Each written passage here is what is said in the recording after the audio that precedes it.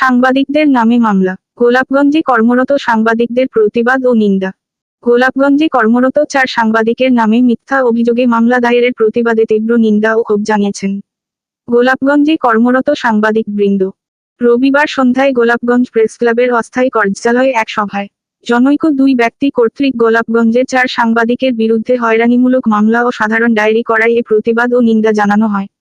সভায় সভাপতিত্ব করেন দৈনিক মানবজমিনের গোলাপগঞ্জ প্রতিনিধি এম আব্দুল জলিল। গোলাপগঞ্জ সাংবাদিক কল্যাণ সমিতির সভাপতি মাহবুবুর রহমান চৌধুরীর পরিচালনায় সভায় উপস্থিত ছিলেন দৈনিক সিলেটের ডাকের প্রতিনিধি মাহফুজ আহমদ চৌধুরী, দৈনিক বাংলাদেশ সমাচার প্রতিনিধি শহীদুর রহমান সোহেদ,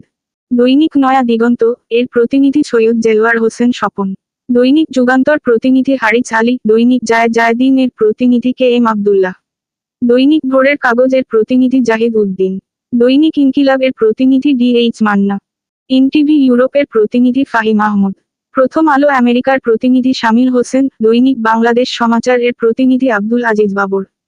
দৈনিক আমার সময় এর প্রতিনিধি মোহাম্মদ শামসুল হুদা, দৈনিক তৃতীয় মাত্রা এর প্রতিনিধি শাহ আলম, দৈনিক জয়ন্তাবার্তা প্রতিনিধি মোহাম্মদ বদরুল আলম, দৈনিক পূর্ণভূমি এর প্রতিনিধি দেলোয়ার হোসেন মাহমুদ,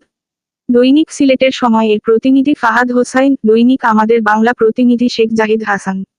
CNN বাংলা টিভির প্রতিনিধি শফিক উদ্দিন আহমদ, দৈনিক বাংলাদেশ ডায়েরির প্রতিনিধি অলিউর রহমান, জিবি টেলিভিশনের তামিম আহমদ, আইঅন টিভির প্রতিনিধি শাকেল উদ্দিন, CNN বাংলা টিভির ক্যামেরা পার্সন শরীফ উদ্দিন, আফছর আহমদ সহ আরও